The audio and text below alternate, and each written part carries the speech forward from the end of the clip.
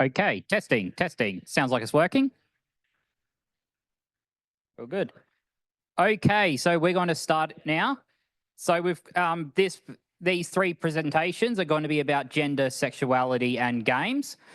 Just like last time, we're going to have three presentations, 12 minutes each, and then at the end of that, we're going to get everyone to come up. So the last presentation is a video presentation. I've checked that they are on Teams, so they can still answer questions and whatnot, so you're able to ask them questions as well. So for our first presenter, we have Yisong Han. So please come up here.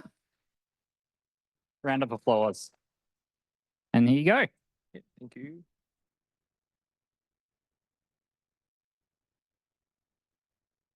Okay. Hi, everyone. I'm Yisong. And so this is the topic of this presentation.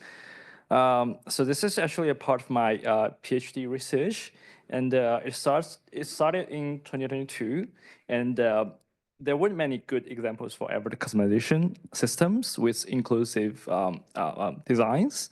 And so when I asked people for some good examples, like The Sims was always the most frequently mentioned game, and then follows with Animal Crossing. And then people would just struggle to name another one after that. So, but in recent years, I've noticed a clear trend that more and more games are starting to prioritize avatar customization and gender inclusivity. For instance, Dragon's Dogma 2 and Dragon Age the Veilguard has both allowed players to create their avatar ahead of the game's release by providing early access to their customization systems. And these games, along with the Baldur's Gate 3, has also incorporated some gender-unlocked customization options. So these trends make me excited, but I'm also very aware that this isn't where the industry is right now. Many games still rely on outdated, non-inclusive design choices that reinforce gender stereotypes. So I can't help but think if this trend could grow faster and to a point where gender inclusive designs become the norm rather than a selling point or a promotional highlights. So existing games on gender inclusivity and tends to focus on the player's experience. And we've seen significant progress in research exploring how players use avatar customization to navigate and express their gender. So, and these studies have made incredible important contributions. Oh no. Yeah, but anyway, but players are not the only one involved in avatar customization. The customization system are created by developers instead of just appearing out of nowhere, right? So, but the challenges that the developers face, especially when working to make avatar customization more gender inclusive, are not given enough attention. So here's the research question. What specific challenges do developers face when creating more gender inclusive systems? To address this question, I conducted interviews with 10 game developers, and they came from diverse cultural backgrounds and encompass a variety of gender identities. And more importantly, they represent different roles and in different departments, like such as motion graphic artists, programmers, and game designers. And also some of them do not consider gender development their primary occupation, while some others have held various positions across different game companies and teams. So my research seeks to show this complexity. So in my analysis, I also attempt to understand how this diverse experience shape the challenges they encounter.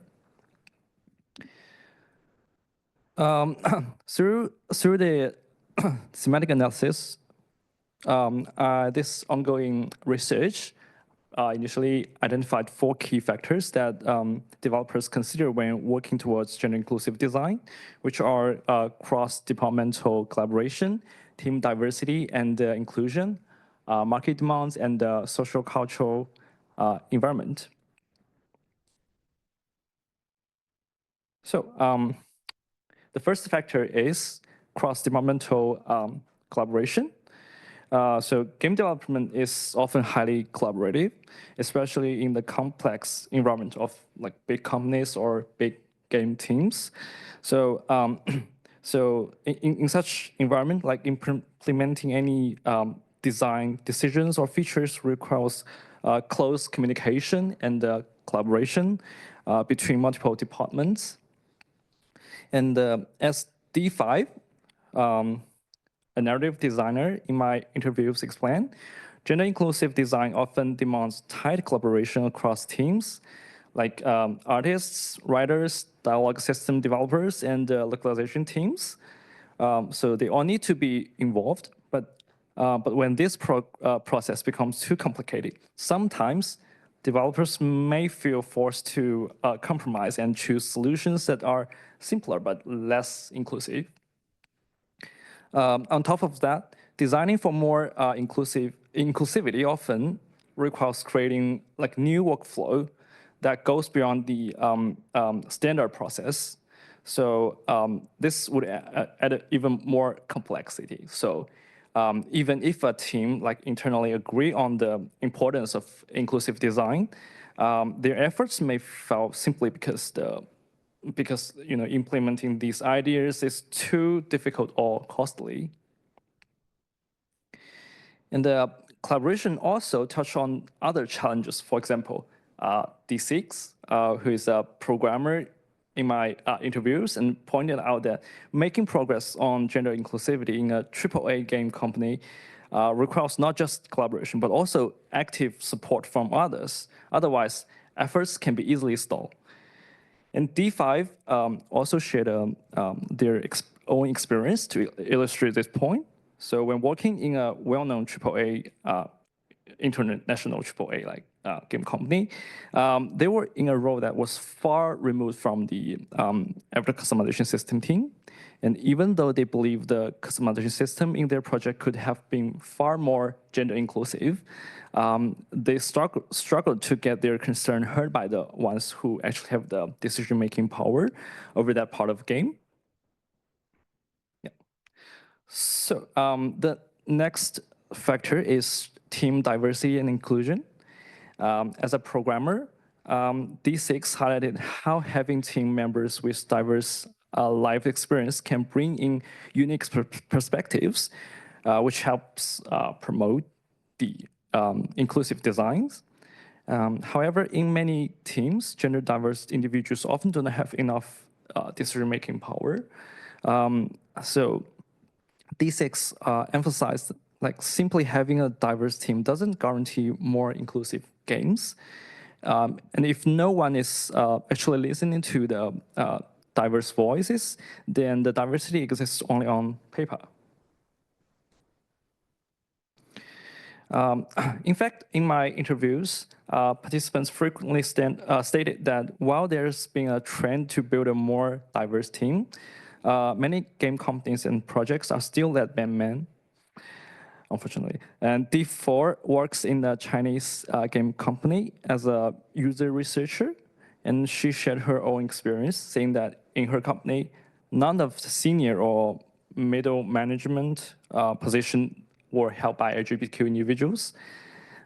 Instead, they were working in lower level roles.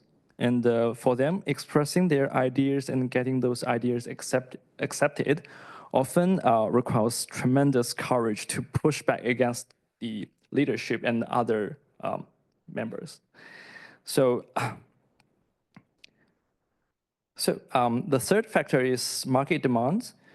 This factor includes considerations like target audiences and the balance between costs and benefits. So many games are still designed primarily for cisgender straight men, and this means the potential profits from catering to non-target audience are often seen as limited.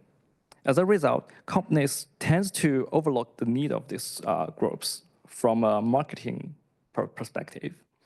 And so D1 is a motion graphic artist, and also a mid-level manager at a large Chinese company, a game company. And in her company, profitability is the most important goal for any project, which means decisions that prioritize commercial success tends to take precedence over any other considerations.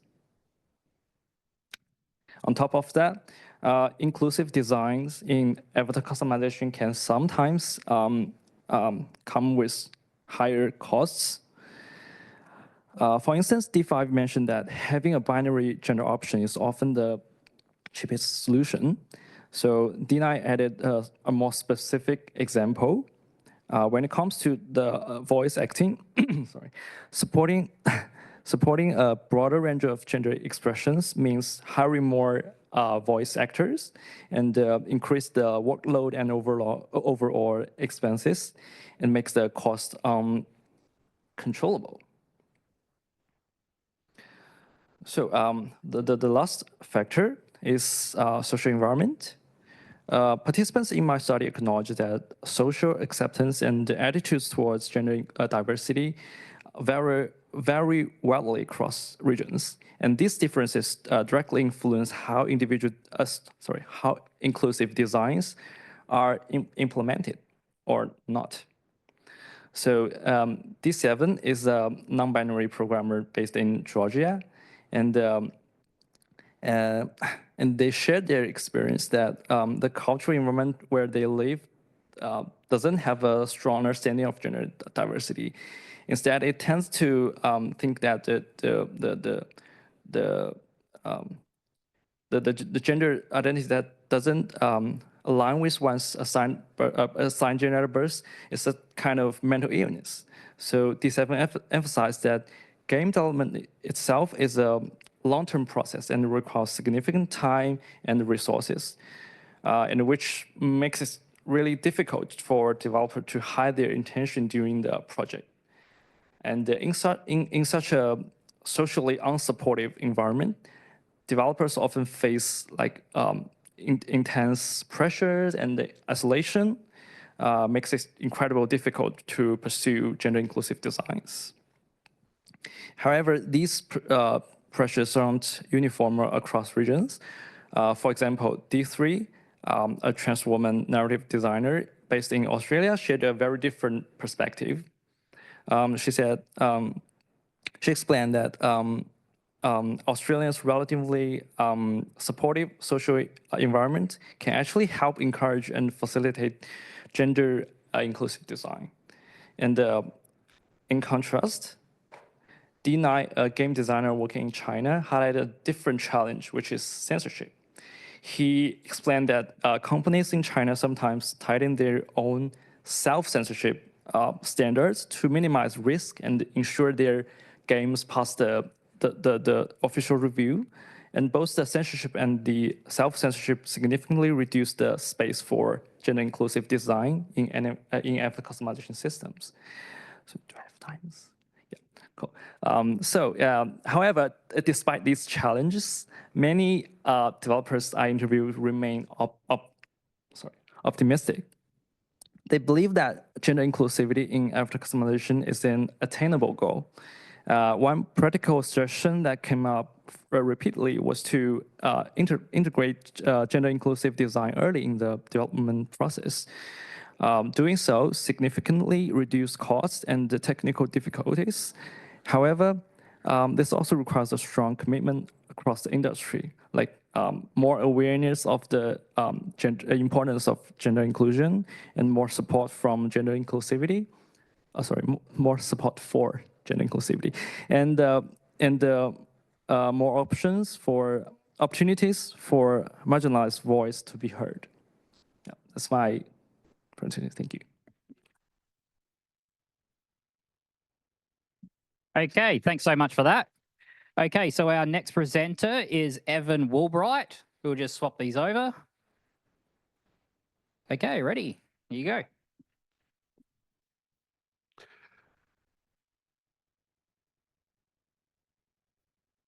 Hello, my name is Evan Woolbright. I'm a PhD student at Flinders University, and my presentation today is From the Ghost of Sparta to Viking Dad, how the God of War series offers players a pathway towards healthier masculinity.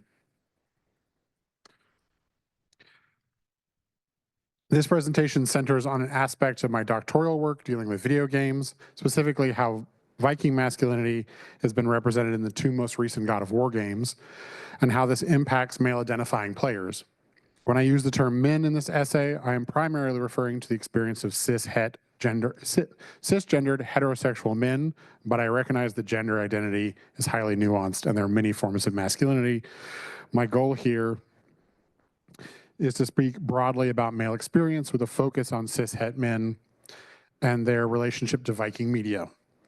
In my dissertation, I have the space to go into detail and cite many sources in masculine studies, but for this presentation, I am constrained on time, so please keep in mind that there's far more to say than I have time for today, and I will highlight a couple of gender theorists writing about masculinity to frame the analysis of Kratos from the God of War franchise, specifically how his expression of masculinity has changed over the course of the games to become healthier, to become a healthier example of how to be a man.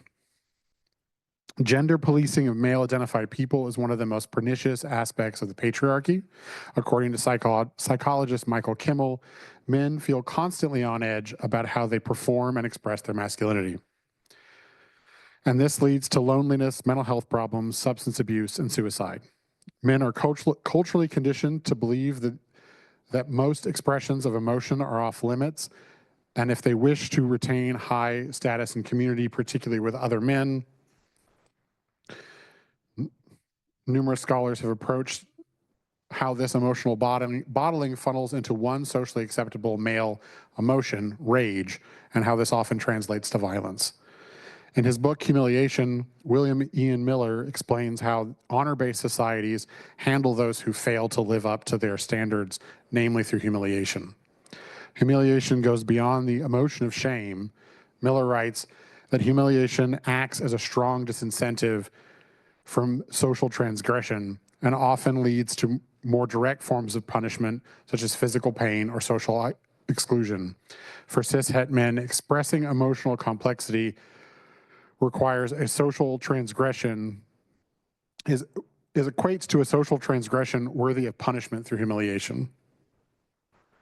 This punishment means being called weak, feminine, or queer. According to Michael Kimmel in his essay, Masculinity is Homophobia, the most shameful thing for a man to be called is feminine.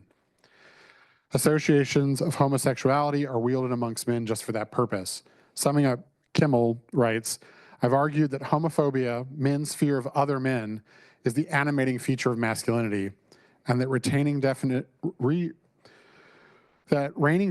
of masculinity is a defensive effort to prevent being emasculated. Manhood is equated with power over women and over other men. Considered together, Miller and Kimmel sketch an interior life for men that is constantly anxious, worried about the performance of masculinity, an inherent and a deeply buried paradox characterizes masculine gender in the West. The cishet white men hold all the structural and cultural power, but because of strict gender norms they must adhere to and the sheer abundance of messaging reinforcing those norms, many of them feel constantly fearful and powerlessness. This disassociation between the two realities breeds depression, bitterness, and rage. Rather than dismantling the patriarchal system that holds them in check, a daunting task indeed, most men choose to punch down and reinforce that system, hoping to claim its privileges for themselves.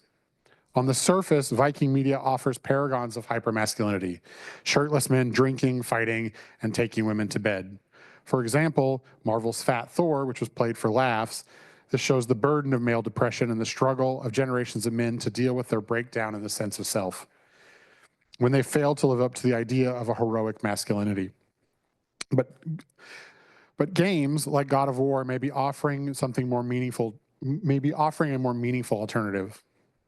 The early God of War games paint an all too familiar picture of hypermasculinity in Kratos. The Ghost of Sparta, spanning 5 main installments and numerous smaller games, the God of War series has followed the story of Kratos as he's evolved from a rage-fueled Spartan monster to a bearded, stoic father, grappling with his life choices and the impact they have on his son Atreus.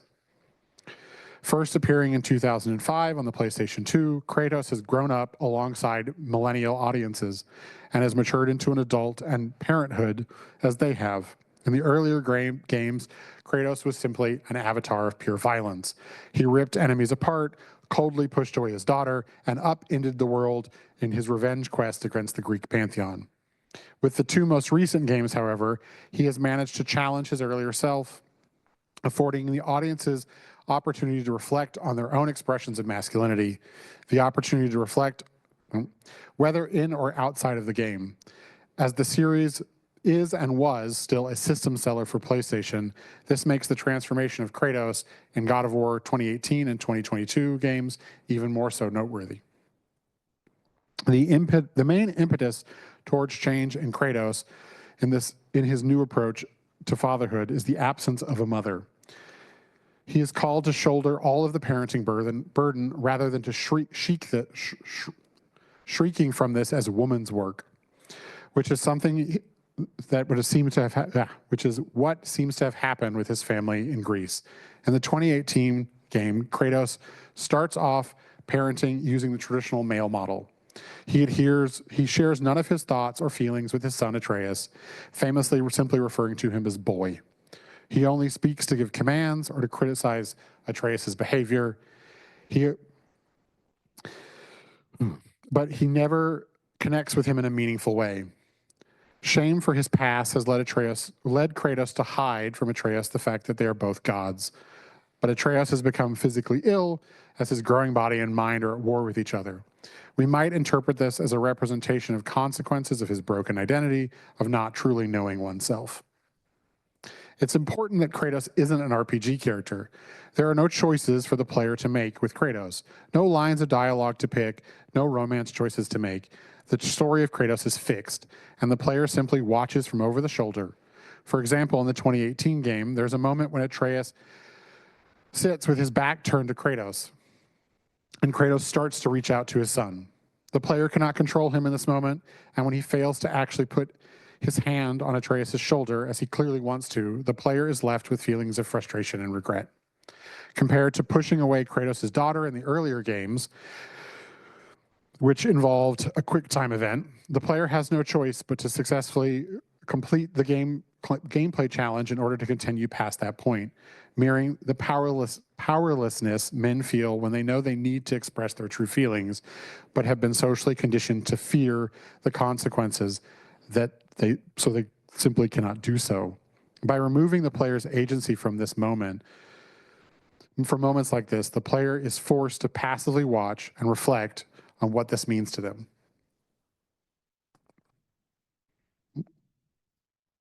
Oh, we jumped ahead. We'll leave it there. Over time, the themes of God of War franchise have shifted, likely as game developers have become parents themselves, and this game joins many other numerous titles in the dad wave. From The Last of Us to The Walking Dead to Octodad, nowhere is this shift more striking than the DLC for God of War Valhalla. The game presents Valhalla not as an afterlife, but as a series of trials designed to test the spirit of the individual and to help them work through something. For Kratos, he has to face his violent past and accept that he was, the person that he was, and while flawed and full of darkness, he was not entirely evil in his revenge quest. That he has learned from his mistakes, and he must undergo this self-reflection if he is to become something more than a god of war. Valhalla is therapy through violence. Tyr comments, our bodies do the fighting while our minds work out the rest, which is exactly what for real-life men who seek out these Viking communities. They want to learn sword fighting, subconsciously coming to the same conclusion as what Tyr points out here. As Kratos, Mimir, and Tyr presented here as the Norse gods of war move through Valhalla together, Tyr comments, Valhalla only reveals its secrets to those who do the work of looking within. Presenting self-examination as necessary work for gods. Men have a tendency to avoid talking about their feelings, particularly with other men. They have a reputation for avoiding therapy, even when they're in crisis. But here, in a game of blood and combat, we have 3 male characters and the player, whatever their gender identity may be, doing that inner work, along with Kratos' journey for self-improvement. Tyr mentions his own trek through Valhalla, and Kratos asks him why he came here. Tyr explains, "I was having a crisis of sorts, doubting my abilities, my resolve, doubting I could live up to the way someone saw me. I was thinking of walking away. But then I found this place, and I knew I owed it to myself and to the 9 realms to take the challenge to look within, to find my truth." This is a relatable expression of the moment. This is such a relatable explanation, and moments like this are ones that see players posting online how aspects of these games have caused them to re-examine their own lives. Kratos' story ends with him not as a god of war, but as a god of hope. He joins Freya's council. He learns that what he wants most is to live for the service of others. Kratos offers something more to male audiences. He offers them hope. The hope that we will see more characters like him, characters that appeal to masculine audience members, but that their own actions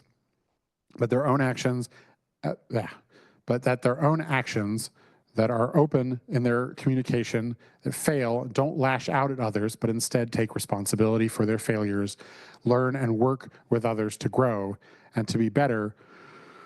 And while this isn't the only character that has taken steps towards a more positive version of masculinity, with other characters within the Viking media space doing so as well, he has by far has done the most and pushed further than his television or film counterparts. It is a well-earned ending for a long-beloved character and a positive step towards a more nuanced and healthier example of what it means to be a father, to a son, and a male friend to both men and women.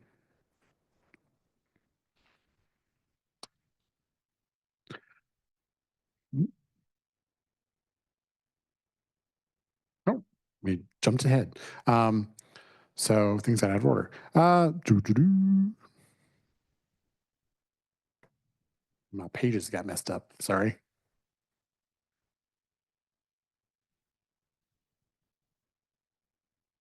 I'm going to stop there because I'm all out of order and I don't know where things went. So.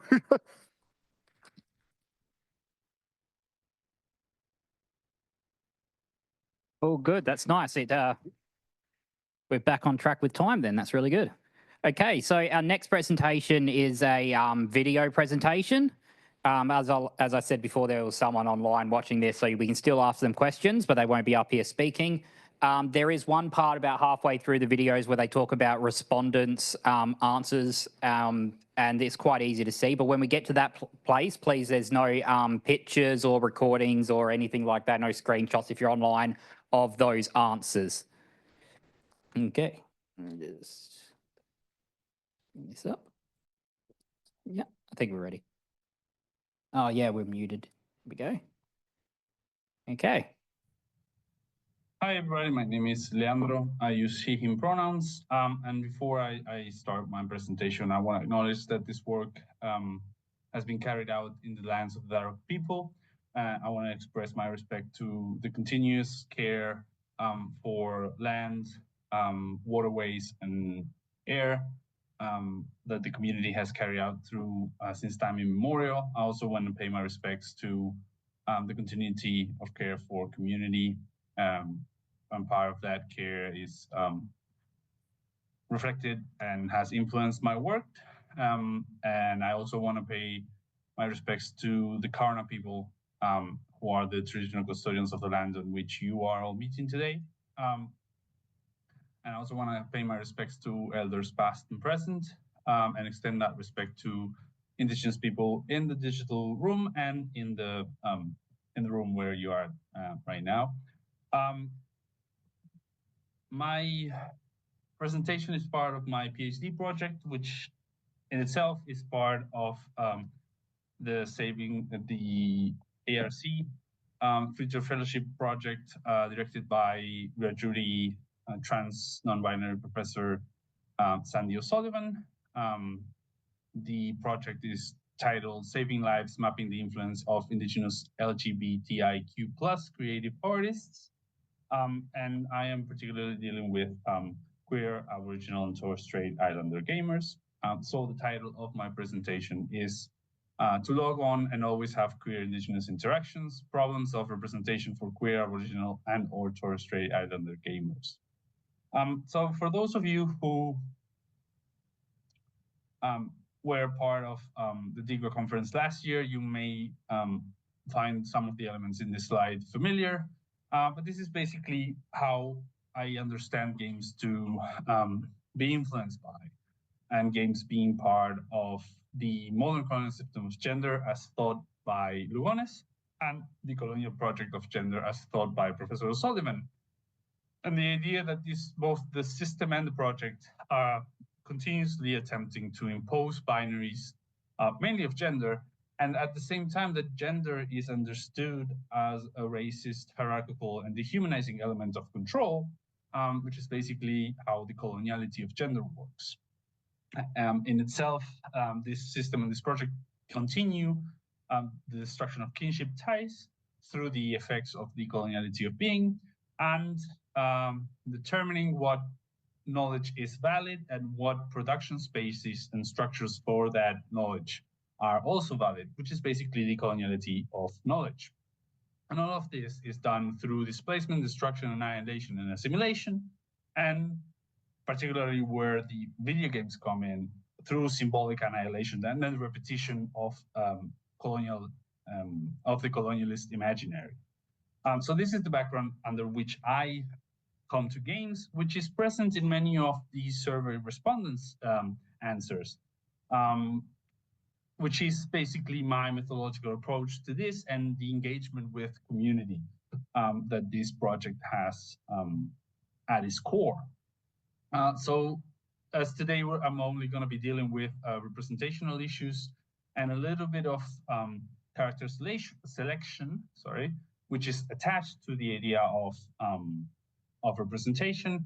I'm only going to be sharing some of the responses relating to that, but the idea of the survey is to allow for respondents to share as much as they want, have both selection questions and open-ended ones where they can further clarify or express future expectations, and a little bit of some more information or explanations that they wish to share. They also had the freedom to not engage with all of the questions and only engage with those that they felt were important, or they shared their own practice, where they could share their own practice and where they had an opinion as well. The survey was done with a consideration of engaging with the complex, engaging with the complexity from the questions out, and to engage with respondents working with that complexity. Why I highlight this? Because I also am engaged in this field of research, and a lot of the work that has been done in this, some of which is in this slide, have some of the two issues I highlight down there.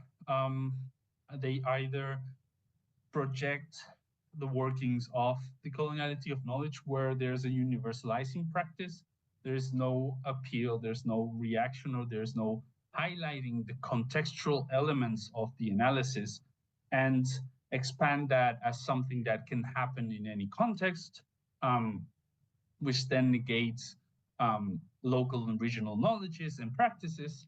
Or the other issue is that that some of this work also share is the engagement on a single element analysis, where a lot of the consubstantial elements that are embedded are not engaged with and are left with a single perspective, which then also helps this universalizing practice. And some of the examples are when engaging with queer or gender elements, then the other important questions of class and race are not raised, and therefore complex representation or complex elements in practices are not engage with. To forward this, there's also the question of a difference with academic discourses so far as to whether representation is important or not. None of the respondents went the route that they didn't agree or that somewhat disagree with the idea that representation was important either for themselves, so self-representation, or for their communities. And they highlighted that one way or another it was important. Even those that only selected somewhat agree.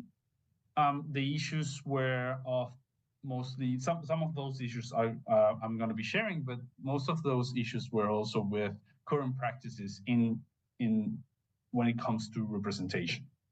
So what representation is there of queer Indigenous people? According to the respondents, there is none, or it's very difficult to find truly a recognizable element. And those that find it, say respondent 7, is somewhat related to Native Americans. And that we'll see in the next slide a similar response.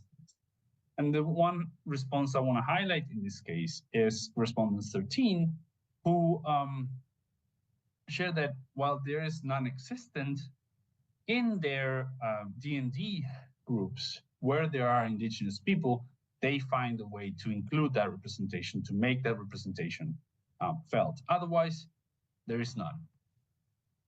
And what do they think? Is this something that will work? Respondent 14, for questions of time, I also want to highlight in this case, I just responded 14 and 13, which highlight this idea of the importance of what I was saying before, right? The importance, but the disenchantment with what actual representational practices are in place today. So going to respondent 14, I think it's incredibly important to have that representation and highlighting the element of seeing and being able to showcase complexity in that representation.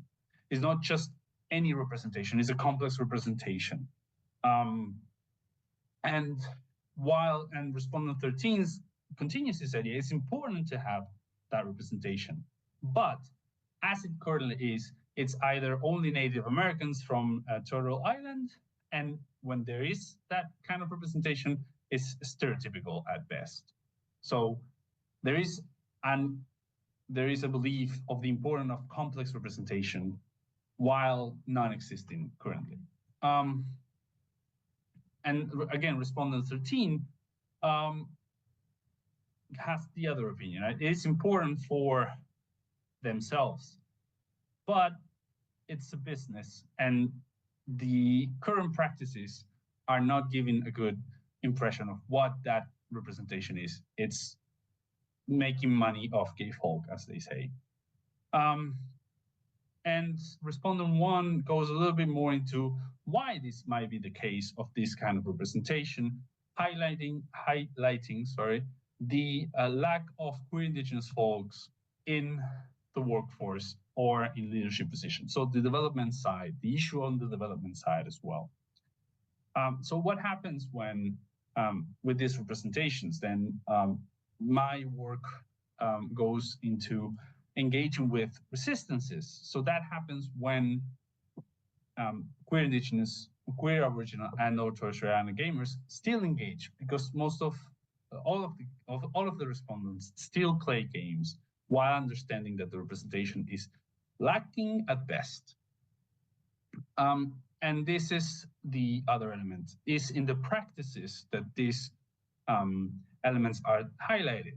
So there's an importance of mechanics, there's the importance of selecting through mechanics, but still being considered to avoid, as respondent 1 says, avoid cisgender men and their power fantasy as they are.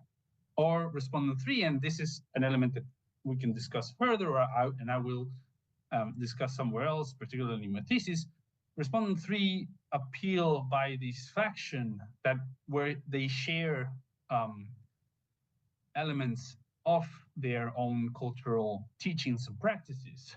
In this case, we can discuss, or I will discuss, how this can still be a way of the system and the project to push queer Indigenous gamers, in this case, into falling into non-human representation.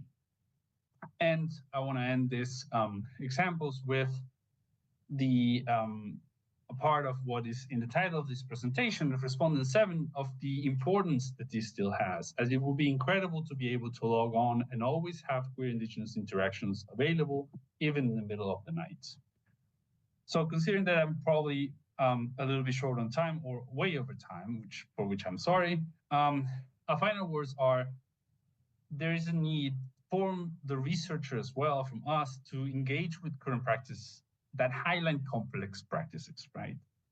Is to focus on multi-factor thinking and research that would allow for the complexity to be on the research side as well, and not just on the respondents' ways, right?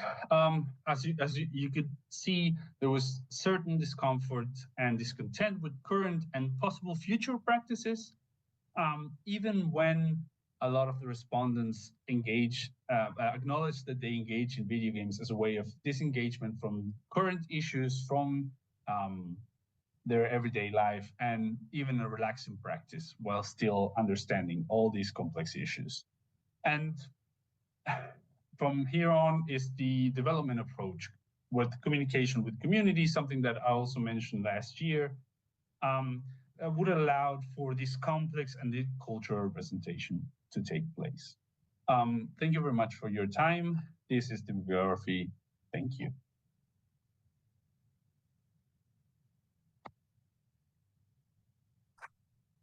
Okay, thank you very much for sending in that video for us.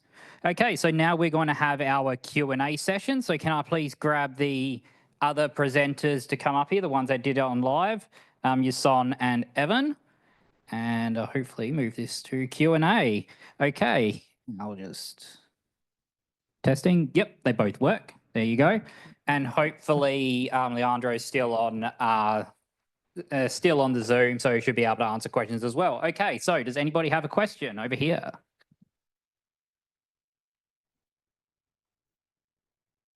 Thank you all for your talks. I particularly like to acknowledge also Leandro's important work on Indigenous in Australian Games Conference. But my question is for Ken. Yeah, and I'm apologizing in advance because I want to introduce again a very old school concept of ludonarrative dissonance.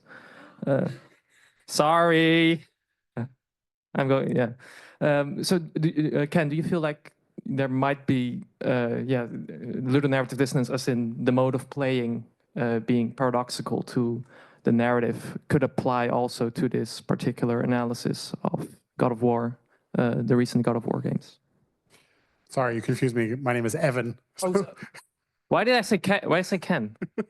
I don't know. I wrote it down as Ken. I have no clue. So, see, this is what happens when you think about classical game studies, right? Your mind just gets so blown up. Okay, yeah, sorry. Evan, I'm sorry. No worries. Can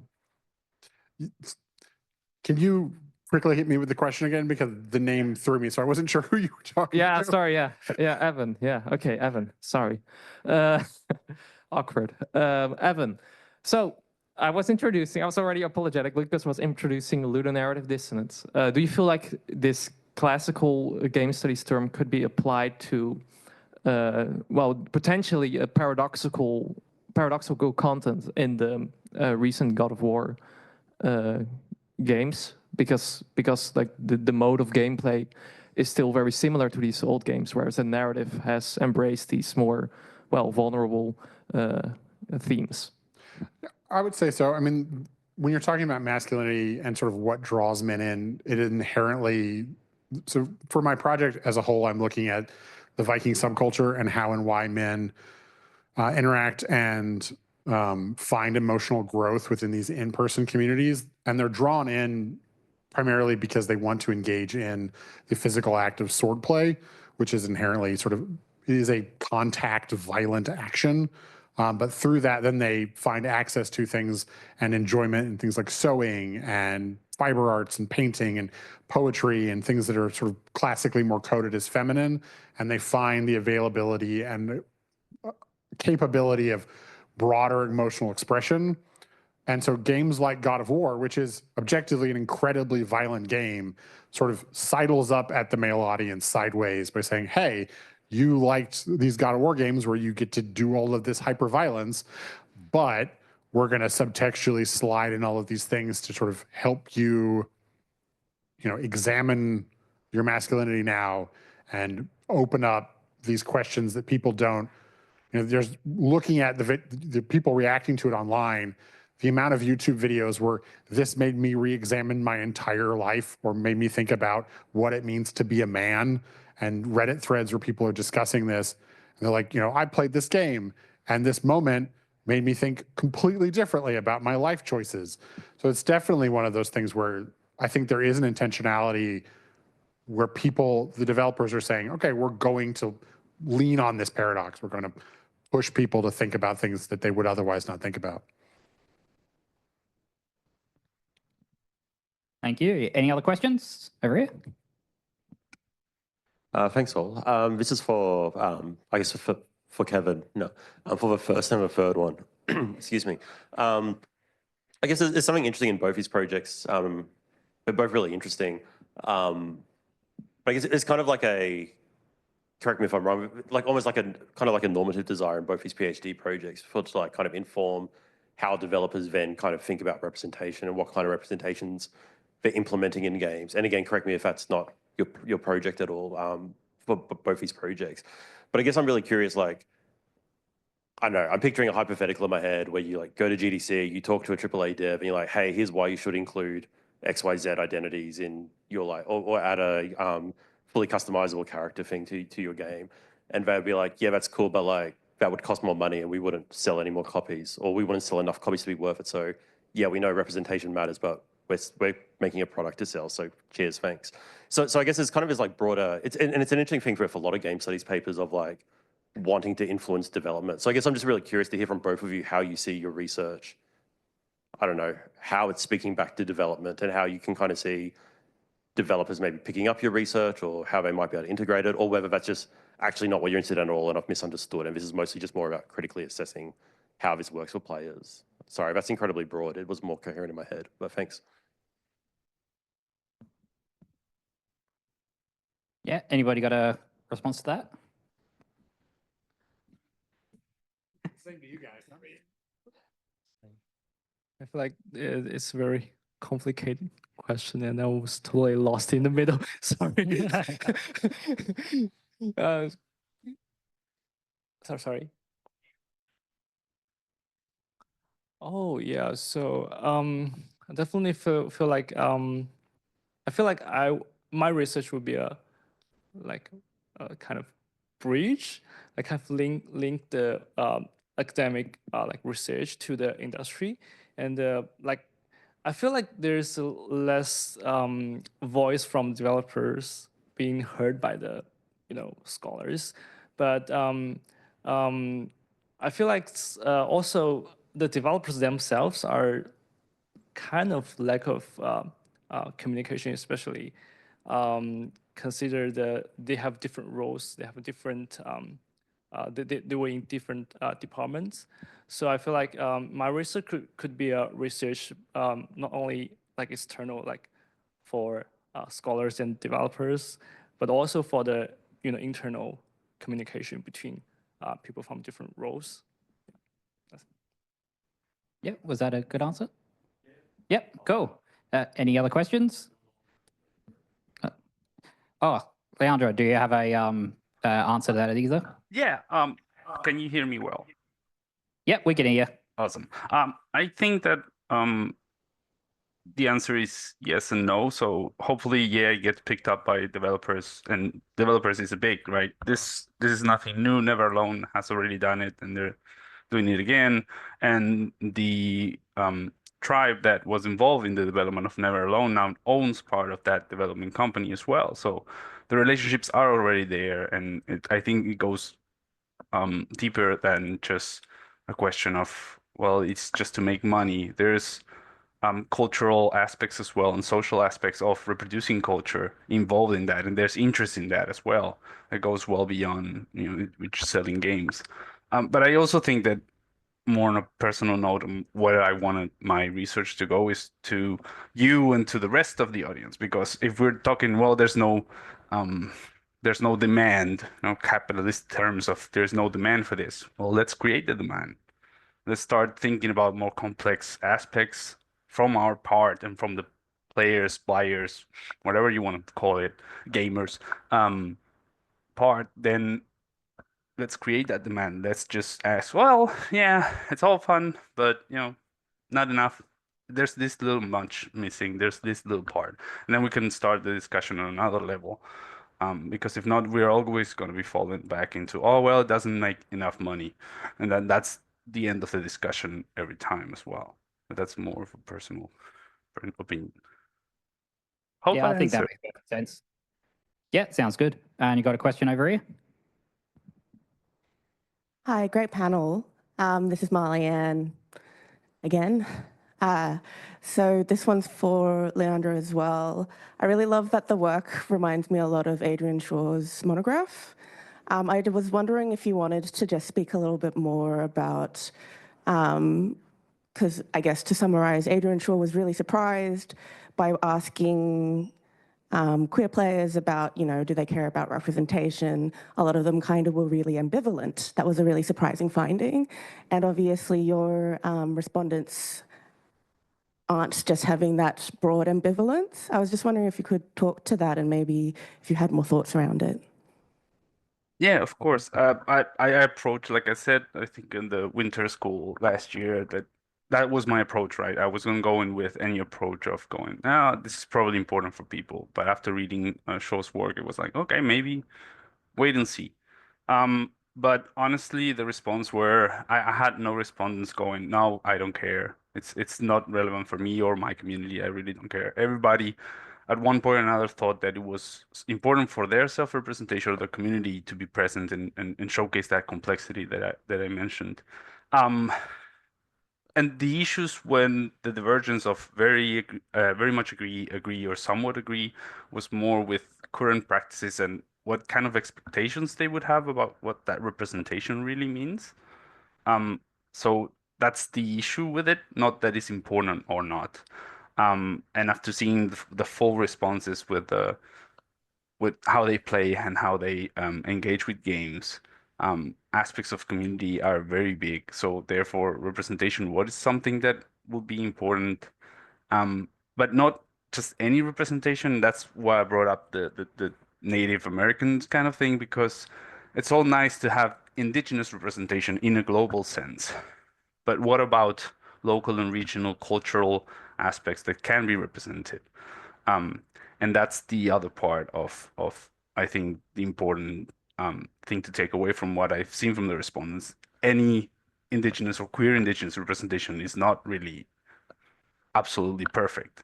There's a little bit more nuance and complexity in that, showing all those different aspects and taking away those elements into the games in different forms, right? A good example is the soon-to-be released mobile game by GOG, Blacktasia, which has a lot of that country relationship as well. I went on a very long tangent. I'm sorry. Hope I answered somewhat. Yep. Any other questions? Oh, down here. Once again, I'm really bad at formulating a question, but this one's particularly for Evan, with the analysis of God of War.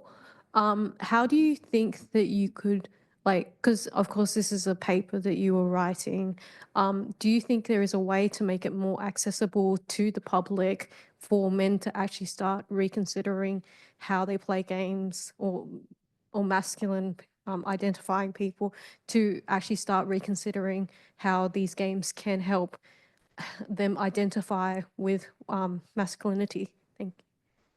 So one of the things as part of this project, I've done a lot of sort of anthropological work within these communities, and there's a great desire within these communities as this project reaches its completion to receive and part of the agreement with informed interviewees is that they will receive copies of the research and all the data, because they are interested in disseminating it themselves within their own communities. So it's definitely going to be a sort of publication and then direct reciprocation of this data as it's collected back into these communities that have been taking part in this research project. And so hopefully through that, it can start to spread, because these communities already do a lot of work to counteract male radicalization. And so they're hungry for more examples and more things they can point to as positive masculinity. So trying to just encourage that. Yeah, we should have time for one more question. Any other questions? Oh, got one over here. All right, sorry to go back to Leandro, but I've written about Indigenous work with Indigenous groups from the industry side and how those partnerships play out. Spoilers, it's not always great. And in fact, it can be quite bad. And there's quite a lot of research to demonstrate the difficulties in forming and maintaining and keeping those relationships ethical, and then making sure that the group at the end is satisfied and doesn't then talk shit about the experience because it was awful on their end and the developer maybe never even knew, and they're just touting how great it was in interviews and stuff. So obviously there's tons of research about partnership with communities that are not your own and such, but Leandro, I'm just wondering about your perspectives on how you would see that taking shape maybe, and I'm not trying to make you go on for like ages, but you can be concise, that's fine. I'll just say that I'm probably not the best to say how. I think that's on the community's part, and that's like the really short answer. If you want to make something on the development side, if you want to represent a certain culture, approaching that culture, understanding that it's not just a one-time thing, so it's a relationship, because culture, it's a living thing, so that representation will become probably part of culture, and if it's a bad representation, it can have a very significant impact. I'm gonna do what I did last year and taunt Dr. Red Loban's book, sorry, that was the word I was looking for, that got released end of 2023, if I don't recall wrong. I forgot the name now, but I'll put it on Discord later. But he is doing a great job on kind of a step-by-step explanation on how a good relationship with communities can work from a development side, and understanding that there's more at stake for the community than for the developers most of the time. And I hope I didn't go over the time.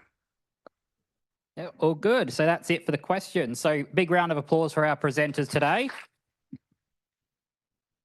Okay, thank you, Yisong Han, Evan Woolbright, and Leandro Wallace. Okay, so while we move on to the next host and the next presentations, take about 30 seconds, stretch your legs if you need. And if you have any questions that weren't answered, ask them on the Discord, and hopefully they'll get answered in there.